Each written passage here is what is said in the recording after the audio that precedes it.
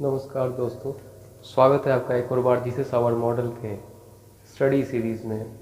और आज का जो टॉपिक है, हम कैसे जानेंगे कि बाइबल परमेश्वर का वचन है और वो सत्य है। देखिए, ये बहुत इम्पोर्टेंट क्वेश्चन है। पिछले दिनों मेरे एक मित्र ने मुझसे पूछा फेसबुक पे कि हम कैसे जानेंगे कि बाइबल परमेश्वर का वचन है, या दूसरे शब्दों में कहे तो हम कैसे बाइबल के कहे हुए वचनों पर और उसके कहे हुए क्लेम्स पर, इवन यीशु मसीह के बारे में हो या जो भी हम बातें करते हैं, कैसे जानेंगे कि वो सच है। देखिए, ये क्वेश्चन बहुत इम्पोर्टेंट तब भी हो जाता है जब हम किसी दूसरे के पास सुसमाचार को लेके जाते हैं, या हम अपने डे टू डे लाइफ में कई तरह के वचनों से वाकिफ़ होते हैं। और कई बार हमारे जीवन की जो स्थिति होती है, परिस्थिति होती है, वो कमोवेश जो है बहुत ही मुश्किल होती है। उस समय जो है ये सवाल हमारे पास भी आ जाता है। इससे बड़ी बात है कि जब हम दूसरे के पास सुसमाचार सुनाने जाते हैं तो वो हमसे सवाल पूछते हैं। तो हम टॉपिक पे आएंगे। देखिए, इस बाइबल के लिए एक अलग से 2 सीरीज हो चुका है और हमारे निकेश सर ने उसको कवर किया था, और 2 वीडियो है। उसके अलावा उसमें कुछ सप्लीमेंट देते हुए कुछ एकदम शॉर्ट पॉइंट्स बोलूँगा, बहुत ही छोटे वीडियो में इसे ख़त्म करने की कोशिश करूँगा। देखिए, हम कैसे जानेंगे कि बाइबल परमेश्वर का वचन है। आपको जैसे कि निकेश सर ने भी बताया, देखिए, सबसे पहली बात, बाइबल ऐसा क्लेम नहीं करती है कि ये आसमान से गिरा हुआ कोई जादुई चीज़ है और परमेश्वर ने आके हमारे हाथों में दे दिया। ओके। दूसरी बात है, जिस बातों का ये क्लेम करती है उसकी सत्यता कितनी हद तक है। देखिए, बाइबल एक किताब नहीं है। आप जानते हैं कि ये 66 बुक्स का कॉम्बिनेशन है। और एक जो सबसे इम्पोर्टेंट बात है, आप देखिए कि एक सिस्टम बाइबल जो क्लेम करती है, यूनिटी, एकता, जो शुरुआत में जिस गॉड के बारे में बात करती है, अंत भी उसी गॉड के बारे में होता है। ओके। उसके बाद सबसे बड़ी बात कि जब बाइबल लिखित रूप से हमारे पास नहीं था, तो जो अब्राहम है, जोसेफ है, और जो पुराने नियम के कई लोगों की बात हम करते हैं, तो परमेश्वर उस समय उनसे डायरेक्ट बातें करते थे, वही स्वताओं से। आज हमारे पास लिखित रूप में बाइबल है, किताबें हैं। पर एक समय था, एक दौर था जब लोगों के पास लिखित रूप से कुछ नहीं था। उस समय भी परमेश्वर लोगों से बातें करते थे। तो आज जो बाइबल हमारे पास है वो भी उसी का एक रूप है। परमेश्वर जो हमसे बातें करना चाहता है उसका एक मीन्स है, उसका एक जरिया है, और उसके बारे में ज्ञान, इन्फॉर्मेशन सब कुछ है। लेकिन इससे एक बात क्या पता चलती है, एक पॉइंट, कि हमारा जो परमेश्वर है वो बात करने वाला परमेश्वर है हमसे। और जब बाइबल नहीं था तो वो डायरेक्ट बात करते थे, और जब हमारे पास लिखित रूप में सारा आ गया तो वो बाइबल के थ्रू बात करते हैं। एक इम्पॉर्टेंट पॉइंट। नंबर 2 पॉइंट आप आएंगे कि देखिए, ये साधारण बात नहीं है जो मैं बोलने जा रहा हूँ। 66 बुक्स और 40 राइटर्स, 40 लेखक, 66 किताबें, और लगभग 1500 सालों में लिखा गया। मतलब कहने का मतलब क्या है कि ये पूरा जो किताब है, 66 किताब, अगर आप उस किताब को पहला, दूसरा, चौथा ऐसे करके निकालेंगे और पहले और बाद की किताबों को निकालेंगे, तो एक ही टाइम में सब नहीं आ गया। ऐसा नहीं कि सब एक ही बार उत्पन्न हो गया सारी किताबें। 1500 सालों तक जो लोगों के साथ वारदातें हुई, लोगों का अनुभव, उस तरह से वो लिखा गया, अलग अलग जगहों में, अलग अलग समय में। आप सोचिए, 1500 साल कम नहीं होता है। आज 10 साल बाद जाके कोई कहानी एक्चुअल वाला लिखता है तो उसमें कई तरह के डिफरेंसेस आ जाते हैं। आप सोचिए कि 66 किताब, 40 लेखक, अलग अलग लेखक, अलग अलग टाइम, अलग अलग जनरेशन का। आप सोचिए कि 200 साल पहले की जनरेशन को मोबाइल के बारे में कुछ पता था? नहीं पता था। लेकिन आज अगर वो 200 साल पहले वाला आदमी आ जाए तो वो कल्पना भी नहीं कर सकता जिस तरह की आधुनिक चीज़ों के साथ हम लैस हैं। 1500 साल डिफरेंस के बीच में 2 लोग कुछ लिखता है, ठीक है, 2 किताबें, और दोनों ही बातें टैली करती है। दोनों ही नहीं, सिर्फ दोनों ही नहीं, 40 लेखक का बात 66 किताब में और 1500 साल ओवर टाइम के बीच में लिखने के बावजूद एक भी कॉन्ट्राडिक्शन किसी के बीच में नहीं है। कॉन्ट्राडिक्शन का मतलब वो विरोधाभास टिप्पणी नहीं है और कोई भी तरह का एरर नहीं है उसमें। तो ये अपने आप में एक बड़ी बात है। ऐसा कौन सा डॉक्यूमेंट है, मैं बोलता हूँ, मैं आपसे पूछता हूँ, मेरा एक क्लेम है, मेरा एक सवाल है आपसे, ऐसी कौन सी किताब है जो इस तरीका का लिखा गया हो? पहली बात तो एक ही टाइम में नहीं लिखा गया हो, दूसरी बात है कि अलग अलग राइटरों के द्वारा लिखा गया हो। आप जानते हैं कि आज हमारे पास एक संविधान का ही ले लीजिए, भारत के संविधान के बारे में, उसके बारे में 2-3 राइटर की किताब उठा लीजिए और उनकी एडवाइस को आप पूछिए, तो कई लोग कई तरह की एडवाइस देंगे और आपको विरोधाभास उसमें दिखाई देगा। आप सोचिए कि एक छोटी बात नहीं है, ये पॉइंट कई लोग बोल के निकल जाते हैं, लेकिन आप थोड़ा सोचिए कि 1500 साल के इतिहास, 1500 साल, आज से ठीक मान लो, आज से नहीं मतलब 1500 साल का जो ड्यूरेशन है, उस ड्यूरेशन में कोई बंदा एक 500 साल पहले लिखता है, वो 500 साल बाद आके लिखता है कोई किताब, और सभी लोग एक यूनिटी, एक ही गॉड के बारे में लिखता है। उसके बाद जो उसका मैसेज है पाप, उसका जो मैसेज है पाप, परमेश्वर और यीशु मसीह, गॉड है, गॉड के बाद दुनिया में पाप आया और पूरे मानव जाति को निकालने के लिए टोटल किताब एक ही मैन पे फोकस हो रहा है, दैट इज जीसस। वो यीशु मसीह पे टोटल किताब फोकस्ड है, तो 66 बुक्स। तो हर एक किताब एक बंदे के बारे में बता रहा है और उस बंदे की ओर पॉइंट आउट कर रहा है और ऐतिहासिक रूप से वो बंदा जन्म भी ले रहा है। तो क्या ये अपने आप में एक आश्चर्य की बात नहीं है? आप सोचिए, क्या ऐसा कोई किताब है दुनिया में जहाँ पे 40 राइटर हो एक ही टॉपिक का? और अब आप पूछेंगे कि 40 राइटर कैसे हो गया? देखिए, उन राइटर जो अलग अलग समय में 1500 साल के बीच में परमेश्वर ने विभिन्न विभिन्न लोगों से बातें की, यशायाह भविष्यवक्ता हो, मूसा नबी हो, जो भी नाम आप लगा लीजिए, उस दौरान 1500 सालों में उनको नहीं पता था कि ये किताबें क्लब होके एक बाइबल बनने जा रही है। मूसा नबी को पता था कि वो एक उनके व्यवस्था उनको देने जा रहे हैं इजरायली लोगों को, पर एक वर्ल्ड लेवल पे ऐसी किताब फॉर्म हो जाएगी, किसी को पता नहीं था।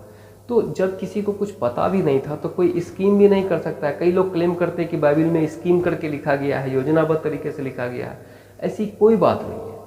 सारी किताब जो है अलग अलग जगहों पर अलग अलग अवशेषों में प्राप्त हुए लोगों से और अलग अलग तरह के विचारधारा के लेखकों ने लिखा, लेकिन जब उनको क्लब किया गया, सब चीज़ किताबों का अध्ययन अलग अलग तरीके से किया गया, तो सभी एक ही बात को बोला और किसी के बीच में विरोधाभास नहीं है। तो क्या ये आश्चर्यजनक की बात नहीं है? क्यों आश्चर्यजनक की बात है? ऐसा कोई किताब है नहीं, ऐसा कोई किताब नहीं है दुनिया में। आप किसी भी धर्म का ले लीजिए, किसी भी तरह का डॉक्यूमेंट्री, सिर्फ धर्म ही नहीं, इतिहास की किताब ले लीजिए, किसी भी तरह का डॉक्यूमेंट्री प्रूफ ले लीजिए, इस तरह का परफेक्शन आपको किसी में नहीं मिलेगा। मैं क्लेम करता हूँ, अगर किसी को है ऐसा इन्फॉर्मेशन, ऐसा कोई है, तो आप कमेंट बॉक्स में डालिए या मुझसे सीधा सवाल कीजिए।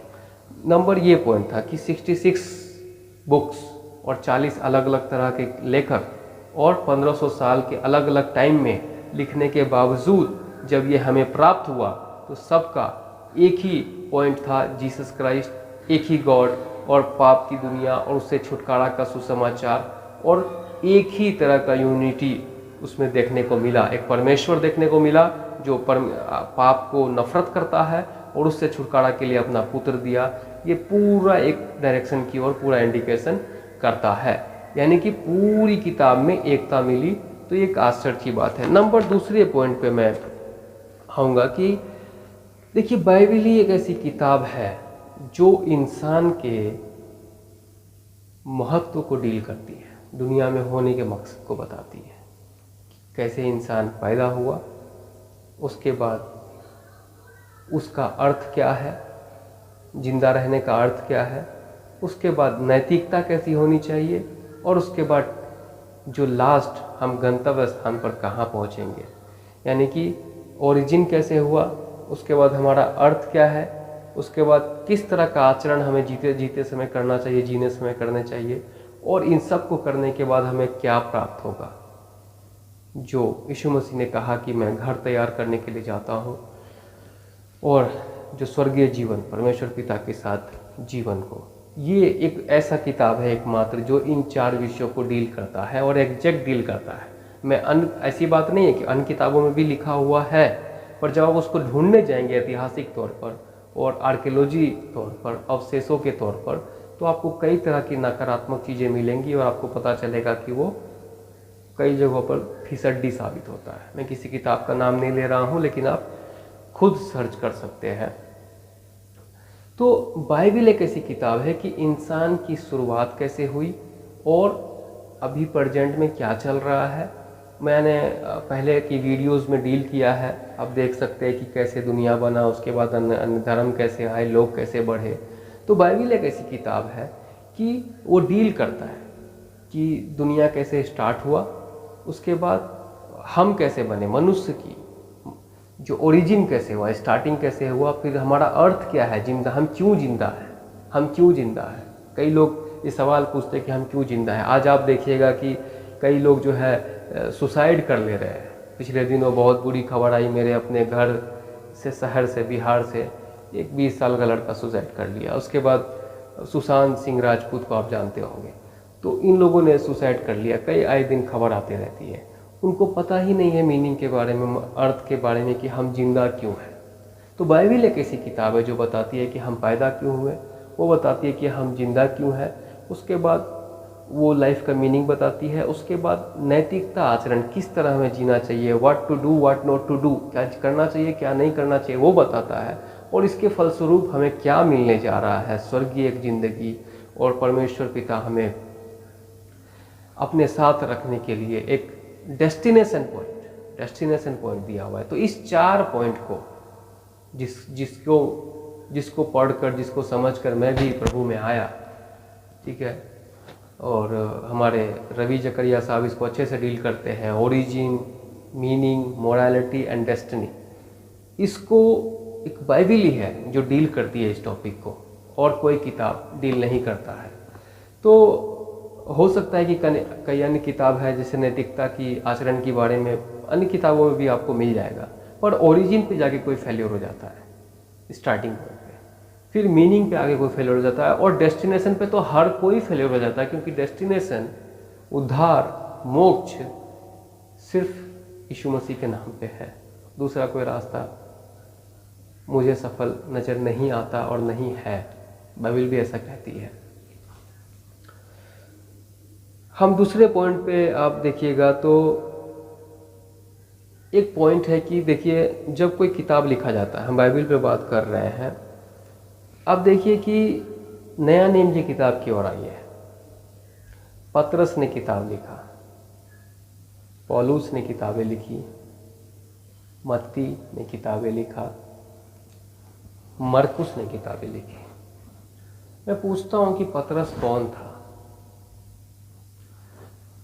अभी सपोज करिए कि मैं यीशु मसीह के बारे में, मुझे भी कुछ एक्सपीरियंस है, मुझे भी कुछ जानकारी है, लेकिन मैं अगर यीशु मसीह के बारे में कुछ लिखूं तो कितना परसेंटेज होगा सही?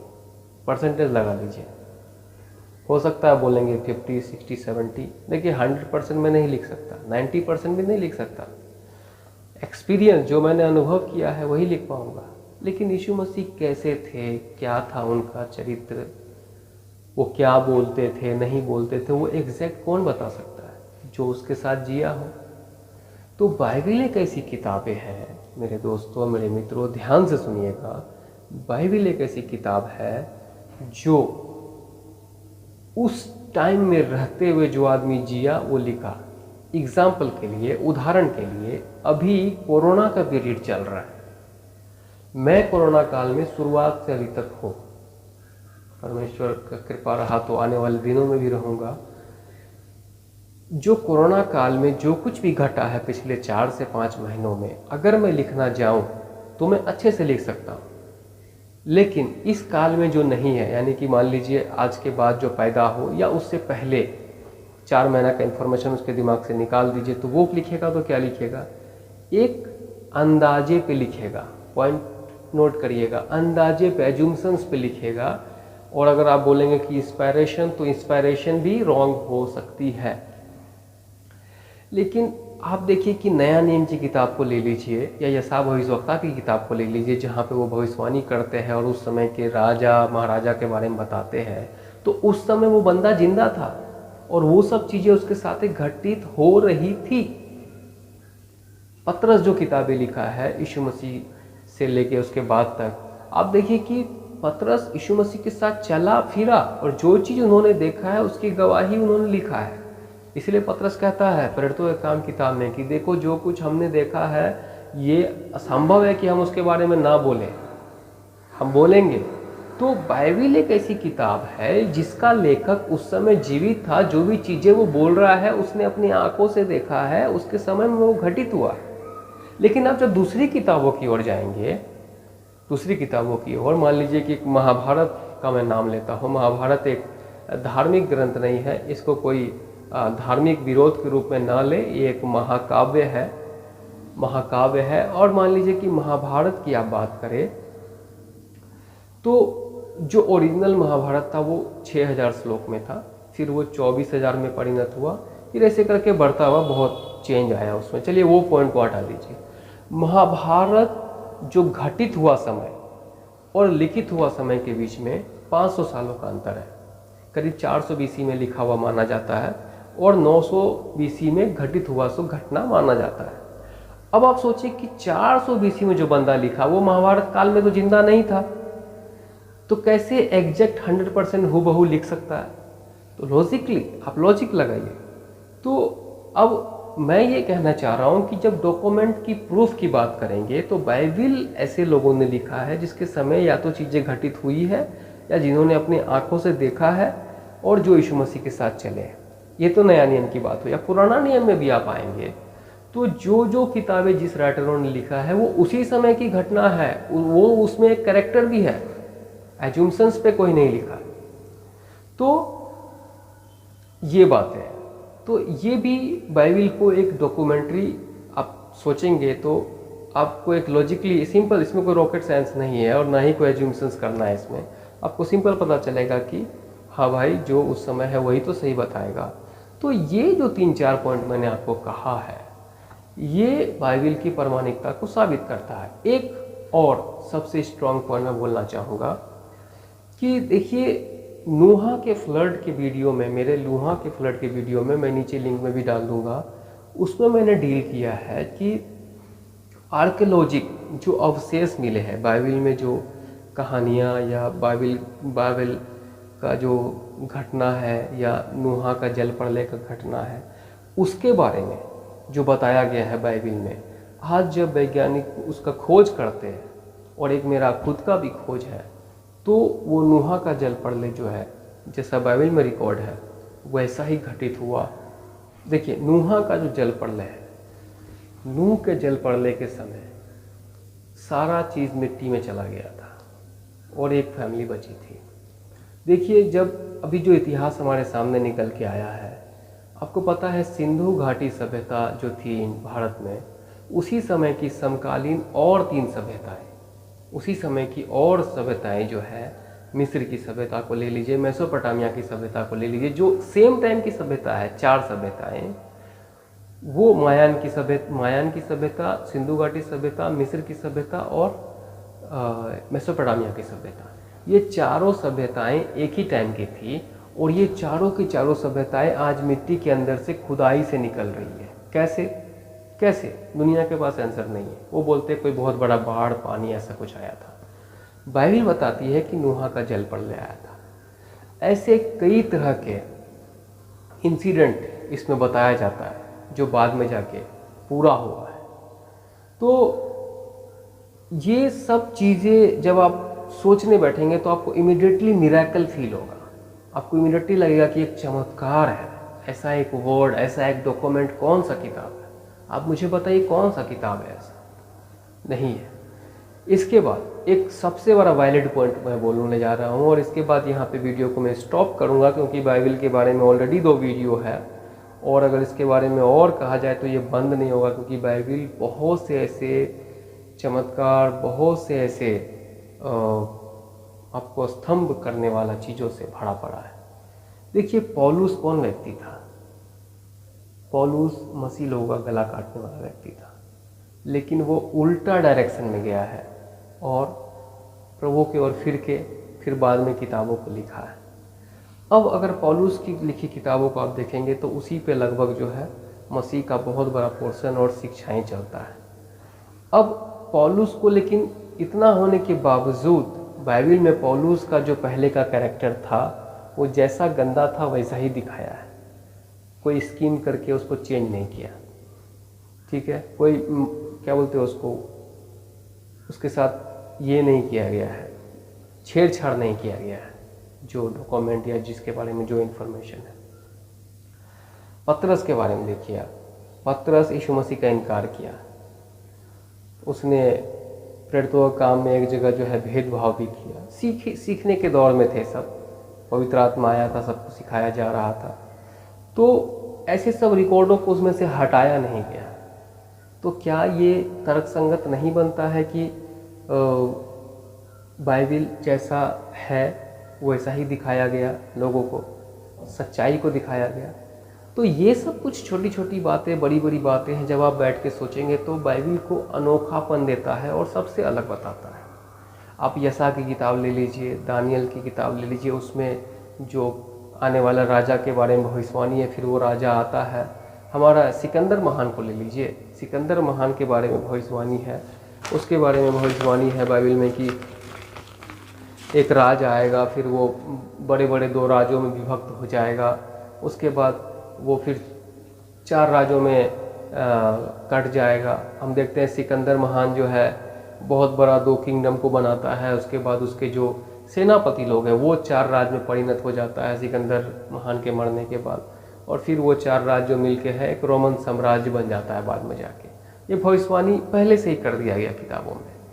तो ये सब जो बातें हैं जो बाइबिल में कही गई, बाद में पूरी हुई, भविष्यवाणी को ले लीजिए या आप अवशेषों की बात ले लीजिए, जो भी घटनाएं उसमें हैं आज खोजिए तो मिलता है, फिर एग्जैक्ट वैसा ही मिलता है।